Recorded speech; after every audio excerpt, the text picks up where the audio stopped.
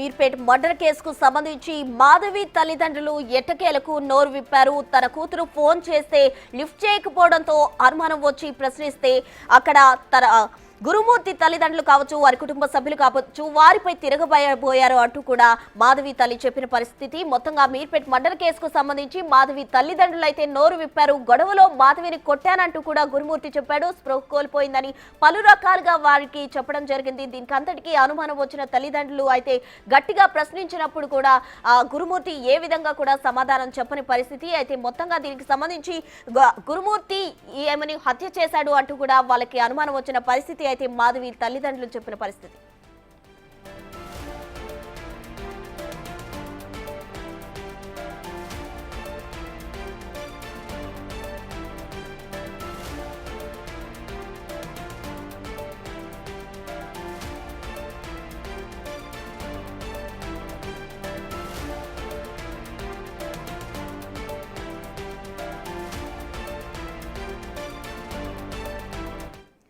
ఎట్టకేలకు మాధవి తల్లిదండ్రులు గురుమూర్తికి సంబంధించి నోరు విప్పిన పరిస్థితి. పూర్తి వివరాలు మా ఇన్పుట్ ఎడిటర్ పవన్ అందిస్తారు. Pavan, over to you. Prasanna, అటు జిల్లెలగూడలో జరిగిన దారుణ ఘటన అటు దేశవ్యాప్తంగా సంచలనం సృష్టిస్తుంది. గతంలో ప్రియురాల్ని 50కి పైగా ముక్కలు నరికిన ఘటనను మనం ఢిల్లీలో చూసాం. కానీ ఇక్కడ హైదరాబాద్లో అటువంటిదే భయానక ఘటన చోటు చేసుకుంది. గురుమూర్తి తన భార్య మాధవీలతను అత్యంత క్రూరంగా హత్య చేశారు. కనీసం మృతదేహం ఆనవాళ్ళు కూడా లభించిన పరిస్థితి.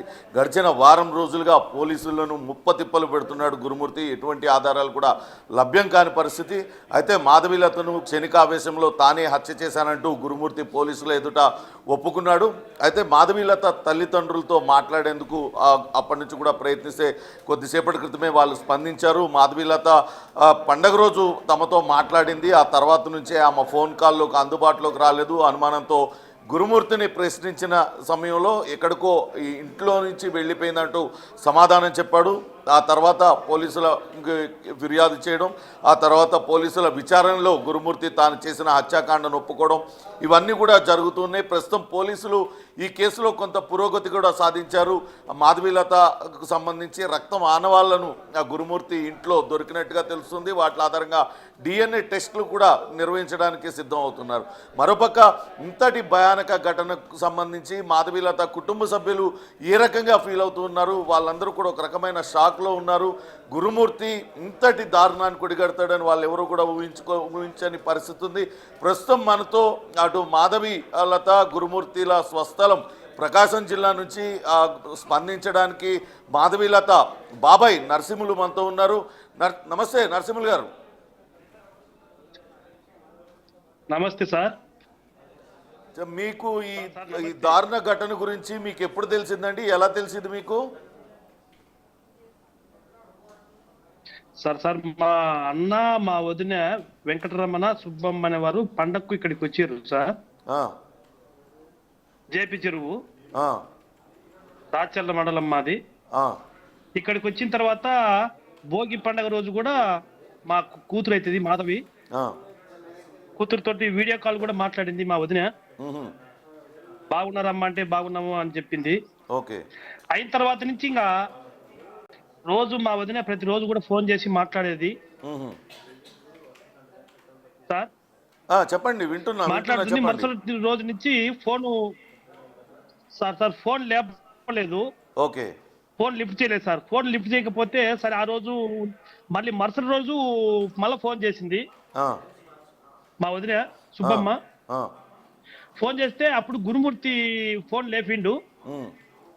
గురుమూర్తి మా కూతురు మరి ఫోన్ తీయట్లేదు ఏంది అని అంటే, మీ కూతురు పడుకొని ఉన్నది అని చెప్పింది సార్.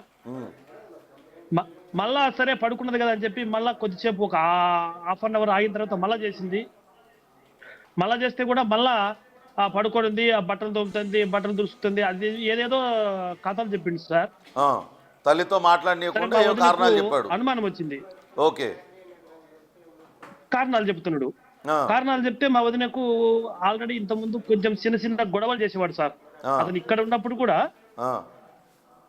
మా ఊరికి రాక ఇప్పుడు 5 సంవత్సరాలు అయింది సార్ అతను రాక. తీసుకురా మా ఊరికంటే తీసుకురాడు. ఆల్రెడీ గతంలో మేము మా ఊర్లో పంచాయతీ కూడా చేసి అమ్మ సర్దుకోండి అంటే, సరే బాబాయ్ పిల్లలు ఉంటారు కదా, పిల్లల కోసం మనం బతకాలా, అతన్ని పెట్టే ఛార్జీలకు తట్టుకోలేకుండా బాబాయ్ అని చెప్పి కూడా మాకు చెప్పింది సార్. చెప్తే మేము కూడా మొదటి నుంచే వాళ్ళిద్దరి మధ్య గొడవలు ఉండేయా? ఇబ్బంది పెడతారండి సార్. ఖచ్చితంగా ఉన్నాయి సార్, గొడవలు ఉన్నాయి. ఉంటే మేము చెప్తుంటే సర్దుకొని పోతే, అమ్మాయి చదువుకున్న అమ్మాయి సార్, చదువుకున్న అమ్మాయి కాబట్టి బాబాయ్ పిల్లలు ఉండరు, మనం జాగ్రత్తగా సరే సర్దుకుంటలే మీరు ఏమనొద్దు అని కూడా అంటే, సర్లేమ్మా నువ్వు సర్దుకొని పోతుంటే మాకేముందిలే అని చెప్పి మేము సర్దుకున్నాం సార్. మేము కూడా ఏమనలే అతన్ని. వాడు ఒకేసారి షాక్ అయ్యి నిన్న పండగ రోజు మా అన్న మా వదిన ఊరికి వచ్చిర్రు, అమ్మాయిని రమ్మంటే నేను పంపాను మీ ఊరికి. అతన్ని కూడా ఈ ఊరే కానీ అతన్ని పంపిలే. సరే పంపించకపోతే ఇక్కడికి వచ్చిన తర్వాత అతని అక్కడ చేయాల్సిన పని అంతా చేసేసి మాకు చాలా బాధాకరమైన విషయం సార్ ఇది. అంటే గురుమూర్తి తల్లిదండ్రులు ఏం చేస్తారండి? వాళ్ళు అక్కడ ఊర్లోనే ఉంటారా సార్? గురుమూర్తి తల్లిదండ్రులు మీ ఊర్లోనే ఉంటారా? అక్కడే ఊర్లోనే ఉంటారు సార్. గురుమూర్తి మా ఊరే సార్. వాళ్ళ తండ్రి లేడు సార్, చనిపోయిండు. వాళ్ళ తల్లి వాళ్ళ తమ్ముడు ఇద్దరికి గురుమూర్తి పారువేట పండగ రోజు అంటే 15వ తారీఖు సాయంకాలం గురుమూర్తి వాళ్ళ తల్లిదండ్రులకు తల్లికి ఫోన్ చేసి ఇమ్మీడియట్ గా మీరు రండి అని చెప్పి వాళ్ళని పిలిపించుకున్నారు సార్. అంటే అప్పటికే అతని చేయాల్సింది ఏదో చేసేసిన అమ్మాయిని, ఆ ఇల్లు అది మొత్తం క్లీన్ చేయడానికి అని చెప్పి వాళ్ళ అమ్మను వాళ్ళ తమ్ముడిని పిలిపించుకున్నారు సార్. పిలిపించుకొని ఇంకా వాళ్ళ వెళ్ళిపోయారు. మాకు తెలియదు కదా వాళ్ళు ఎందుకు పిలిపించుకున్నారు అనే విషయం మనకు తెలియదు కదా సార్. అంటే అంత ముందు గొడవలు ఉన్నాయని చెప్పారు కదా. వదిన ఏం చేసిందంటే, అవును సార్ చిన్న చిన్న గొడవలు ఉంటాయి కదా మామూలుగా అనుకున్నాను, కానీ వాడు ఈ విధంగా చేస్తాడని చెప్పి మనం అనుకోం కదా సార్. అట్లా అనుకుంటే మేము కాకపోతే మా అమ్మాయిని మేము తీసుకొచ్చే వాళ్ళం కదా ఇంటికైనా. సరే చెప్పండి. వాళ్ళు వెళ్ళి హైదరాబాద్ వచ్చిన తర్వాత ఏం జరిగింది? మా వదిన మా అన్న పోయి అక్కడికి పోయి ఏంటి గురుమూర్తి మరి అమ్మాయి అవపరాలేదంటివి, మరి ఏది అమ్మాయి అంటే పోయింది, తాలిబొట్టు నా చేతికి ఇచ్చింది వెళ్ళిపోయింది. ఎక్కడికి పోయిందో నాకు తెలియదు, వస్తుంది. అదేంటి గురుమూర్తి మరి సమాధానం అది కరెక్ట్ కాదు కదా అని చెప్పి అడిగిండు సార్. అడిగితే దానికి ఏం చెప్తాడు, నా మీద కొట్లాడింది, నా తాలిబొట్టు నాకు ఇచ్చేసింది వెళ్ళిపోయింది, 4 రోజులు కొచ్చాడినది రాలేదు, ఆగండి ఇంకా 4 రోజులు ఆగండి అన్నాడు.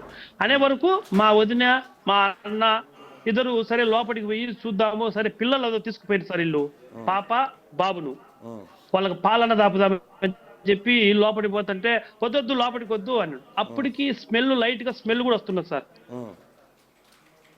ఇంకా అనుమానం వచ్చింది వీళ్ళకి.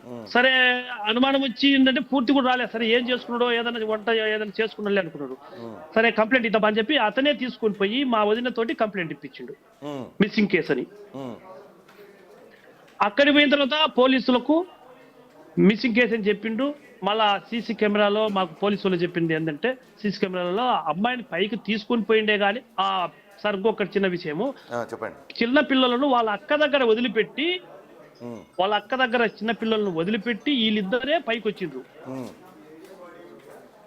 అమ్మాయిని తీసుకొచ్చిండే గానీ ఇంకా అమ్మాయిని కిందికి అవపరాలేదని చెప్పి మాకు పోలీసు వాళ్ళు చెప్పడం సార్.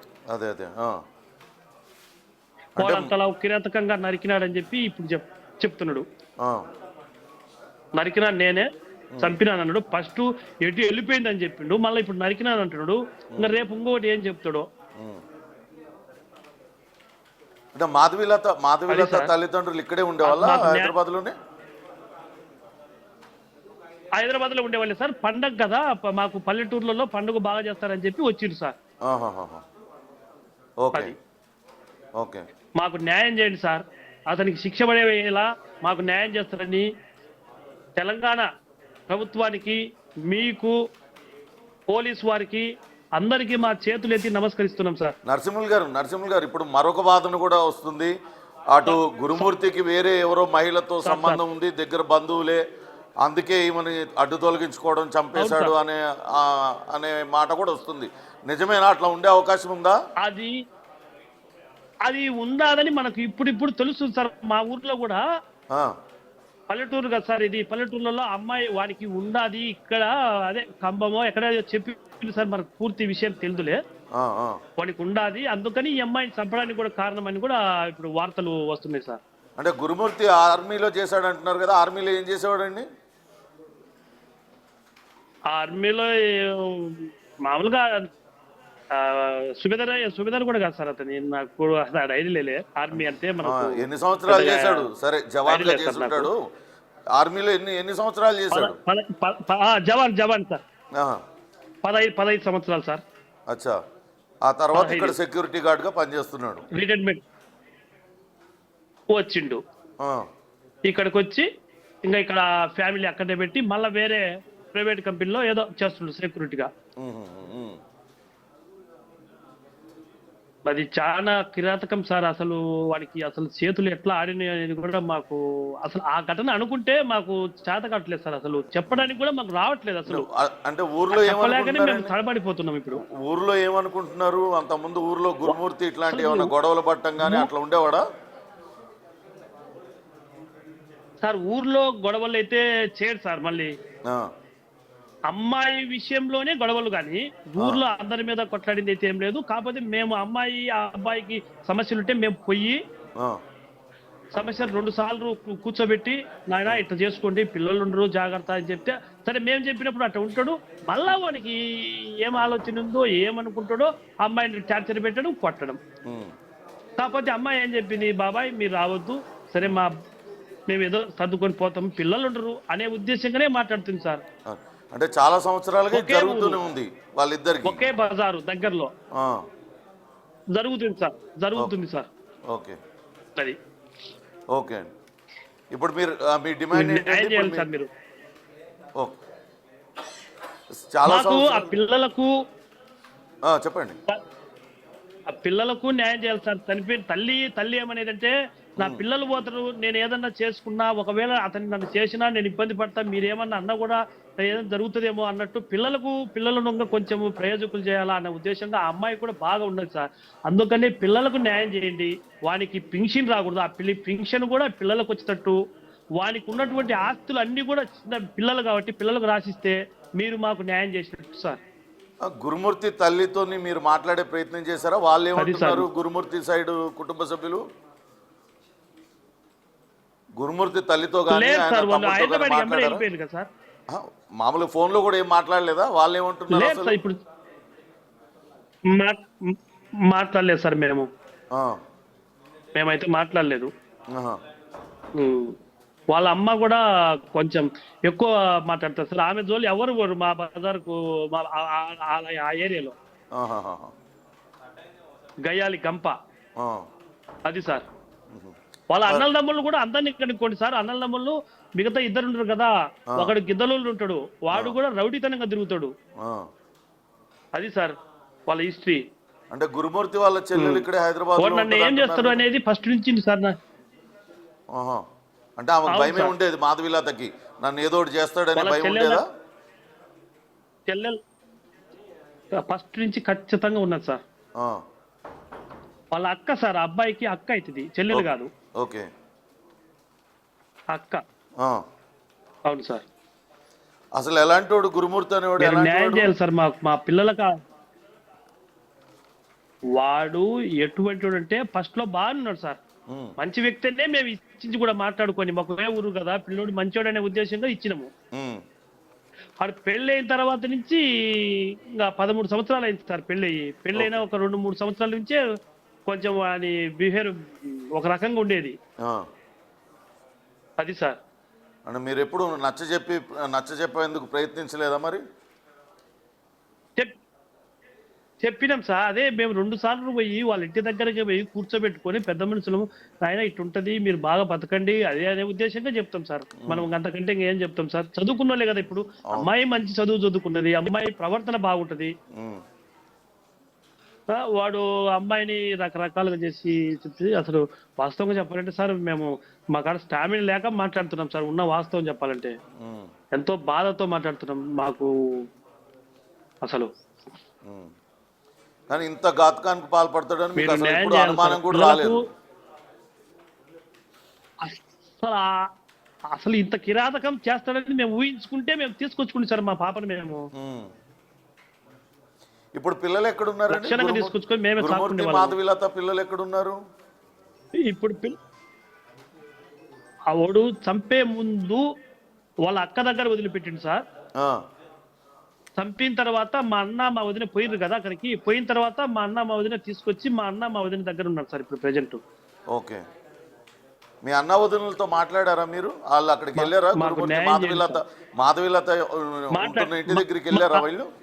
పోయి ఆ, అక్కడ ఎట్లుందంటే ఇంట్లో పరిస్థితి పోయింది ఎలా సార్. ఉందంటే? పోయి అడిగింది కదా సార్ ఫస్ట్. అదే ఇంట్లోకి స్మెల్ వెళ్ళుంటారు రావడము. కదా, ఇంట్లోకి వెళ్ళుంటారు కదా, ఇంట్లో ఎలాంటి పరిస్థితి ఉందంట మీతో అవును ఏమన్నా సార్. చెప్పారా? చెప్పింది సార్, మాట్లాడినాము. అదే వెళ్ళిపోయినది నా మీద తాలిబొట్టి ఇసిరేసి వెళ్ళిపోయింది అని చెప్పిండు. ఉమ్, ఫస్ట్ చెప్పడం అదే కదా సార్. మా అన్న మా వదిన పోయి అడిగినప్పుడు ఉమ్, మీ కూతురు మా కూతురు ఎటుపోయింది అని చెప్పి అడిగితే ఉమ్, వస్తాదని ఫస్ట్ చెప్పిండు కదా సార్. ఊర్లో ఉన్నప్పుడు చెప్పిండు కదా. ఉమ్, మళ్ళీ అక్కడ పోయినాక అడిగితే వెళ్ళిపోయింది, వస్తుంది, 4 రోజులు ఆగండి ఉమ్, అని అన్నాడు. మళ్ళీ ఏం చెప్పిండు, సరే నా మిస్సింగ్ అయిపోయింది కదా, మనం పోయి స్టేషన్ పోయి కంప్లైంట్ ఇద్దాబ్బా, నేను మాధవి లేకపోతే నేను బతకలేను, మంచి అమ్మాయి నాకు అసలు అది ఇది అని చెప్పి వాళ్ళను మా అన్నను మా వదినకు మాయమాటలు చెప్పి మా వదినతో కేసు పెట్టించిండు. ఉమ్, మిస్సింగ్ కేసు పెట్టించిండు. ఉమ్, మిస్సింగ్ కేసు పెట్టించిన తర్వాత పోలీసు వాళ్ళు వాళ్ళ రూట్ లో వాళ్ళు ఎంక్వైరీ చేసిండు. ఎంక్వైరీ చేస్తే అమ్మాయి పైకి పోయింది కానీ కిందికి దిగి రాలే. ఉమ్. అప్పుడు అతన్ని ఓహో ఇతని ద్వారా జరిగినదనేది పోలీసు వారు చెప్పడం సార్ మనకు. అంటే మీ అన్నకి మీ వదినకి వాళ్ళ ఇంటికి వెళ్ళినప్పుడు ఏం అనుమానం రాలేదా? అక్కడ కొంచెం ఆయన చంపేశాడు, నరికేశాడు అంటున్నారు, అక్కడ అంతా రక్తపు మార్కలు ఉంటుంటాయి, వాసన వస్తూ ఉంటుంది. వాసన ఒకటే కానీ సార్, రక్తం మరకలు వీళ్ళు ఎంత ఐడియా అంటే వెళ్ళిపోయినదని చెప్తాడు కదా సార్. కొంచెం వీళ్ళు పూర్తి గమనించలే, ఉమ్, ఉమ్. ఓకే, అనుమానం వచ్చింది అంతే. ఓకే. మళ్ళా వస్తాడని చెప్తుండే ఆ, అది sir. Okay, okay. Thank you Narasimhulu గారు. మాకు న్యాయం చేయండి సార్. ఓకే. Okay okay. పూర్తిగా మొదటి నుంచి కూడా అతని వ్యవహార శైలి దుందుడుకుగానే ఉండేది. వివాహం జరిగిన 2 సంవత్సరాల నుంచే మాధవిలతను చిత్రహింసలకు గురి చేసేవాడు. ఇదే విషయమై 2 సార్లు ఊర్లో పెద్ద మనుషులు నచ్చచెప్పే ప్రయత్నం చేశారు. కానీ మాధవిలత చదువుకున్న ఆ అమ్మాయి కావడంతో సర్దుకుపోదాం, ఇప్పటికే తనకు 2 పిల్లలు ఉన్నారు, ఆ భర్తతో గొడవ అవసరం లేదంటూ ఆమె సర్దుకుపోవడానికి ప్రయత్నించింది. కానీ ఇంతటి ఘాతకానికి గురుమూర్తి పాల్పడతాడని తామెవరం కూడా ఊహించలేదు. జరిగిన దానికి తామందరం కూడా తీవ్రమైన షాక్లో ఉన్నామంటూ ఆ మాధవిలత బాబాయ్ చెప్తున్నారు. 2 గురుమూర్తి పిల్లలకు న్యాయం చేయాలి, గురుమూర్తి సంబంధించిన ఆయన ఆస్తులను ఆ పిల్లల పేరు మీద రాయాలి, అలానే మాధవిలత హత్యకు కారణమైన గురుమూర్తిని కఠినంగా శిక్షించాలంటూ అటు మాధవిలత బాబాయ్ నరసింహులు చెప్తున్నారు. ఆ మాధవిలత స్వగ్రామం, అది మాధవిలతతో పాటు గురుమూర్తి ఇద్దరు కూడా ఒకే గ్రామానికి చెందిన వాళ్ళు, ఒకే వీధిలో నివాసం ఉండేవాళ్ళు.